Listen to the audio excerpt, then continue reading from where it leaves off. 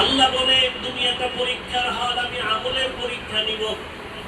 পরীক্ষার হলে ঢোকার পরে প্রশ্নের উত্তর উল্টো লেখলেও বাধা দেয় না, দেয়নি? দেয়। ভালো লাগবে তাকেও কোনো আলাদা ছাড় দেয় না। দুনিয়াটা পরীক্ষার হল। পরীক্ষার হল মানে স্বাধীনতা। প্রশ্নের উত্তর ভালো লেখো, বাধা নাই, উল্টা লেখো, নিষেধ নাই। কেন পরীক্ষার হল? ফলাফলের বেলায় অনুভব করবা তুমি পাস করছো না ফেল করছো, তুমি পুরস্কার পাইবা না তিরস্কৃত হবা। পরীক্ষার হল দুনিয়াটা। এখানে কেউ নামাজ পড়বে, কেউ পড়বে না। যে পড়বে না আল্লাহ তাকে বাধাও দিবেন না, যে পড়বে আল্লাহ তাকে নিষেধও করবেন না। দুনিয়াটা পরীক্ষার হল। এখানে কেউ দাঁড়িয়ে রাখবে, কেউ দাঁড়িয়ে রাখবে না। যে দাঁড়িয়ে রাখবে না আল্লাহ তাকে নিষেধ করেন না, বাধাও দেন না। যে দাঁড়িয়ে রাখবে আল্লাহ তাকে নিষেধও করবেন না। যে দাঁড়িয়ে রাখে না সেও যেই আসমানের সূর্যের আলো ভোগ করবে, যে দাঁড়িয়ে রাখবে সে একই সূর্যের আলো ভোগ করবে। দাড়িওয়ালা মুমিন যেই গাছের ফল খাওয়ার স্বাধীনতা পায়, যে মুমিন না সেও ওই ফল খাওয়ার স্বাধীনতা আছে। কেন? বলে পরীক্ষার হল, বাধা দেওয়ার জায়গা না, সবাই স্বাধীন। ফলাফলের বেলায় দেখা যাবে তুমি জান্নাতি না জাহান্নামী।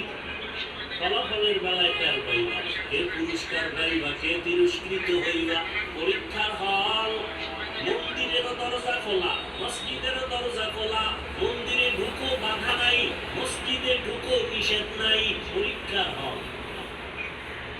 গানের বাজনা মাইক চলে, গানের প্যান্ডেল চলে, মেলার আওয়াজ চলে, নাচ গানের মাইক চলে, ওয়াজেরও মাইক চলে। এটাই তোমার পরীক্ষার হল। তুমি গানের প্যান্ডেলে ঢুকবা নাকি তুমি কোরআনের প্যান্ডেলে ঢুকবা? পরীক্ষার হল। তোমাকে স্বাধীনতা দেওয়া হয়েছে। তুমি চাইলে প্যান্ডেল গানের টাইম ঢুকতে পারো, তোমাকে বাধা দেওয়া হবে না। তুমি কোরআনের বাজারে ঢুকে, তোমাকে নিষেধ করা হবে না। আসলে স্বাগত ভাবে দেখাও পাবে খাই, নীরবে আসন নিবা, কোনো বাধা নাই। কিন্তু ফলাফলের বেলায় রেডি থাকবে, ফলাফলের বেলায় তৈরি হও। ইয়া আইয়ুহাল্লাযীনা আমানুত্তাকুল্লাহ ওয়াল তানজুর নাফসুম মা কদ্দামাত লিগাদ ওয়াত্তাকুল্লাহ ইন্নাল্লাহা খাবীরুম বিমা তা'মালুন।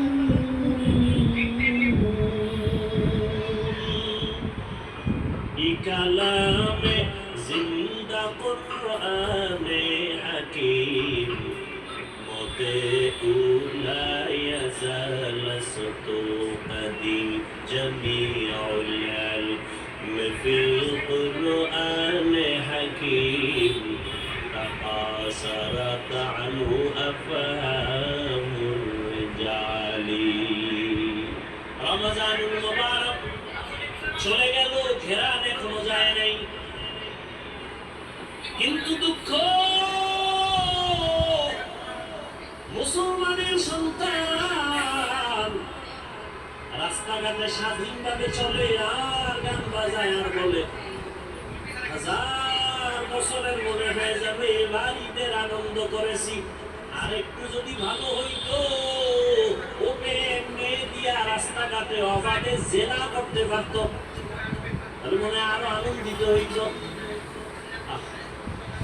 তুমিও মুসলমান, আমিও মুসলমান, তোমার আমার আল্লাহ এক, নবী এক, কোরআন এক, কাবা এক, ধর্ম এক, কালেমা এক, কাফনের কালারও মনে আছে না?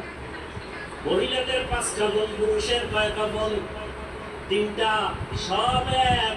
কবরের সাইজও নাকি আপনাদের এলাকার কবর এক হাত বড়? সব কবরের সাইজ। কবরে রাখার পরে প্রশ্ন হবে কয়টা?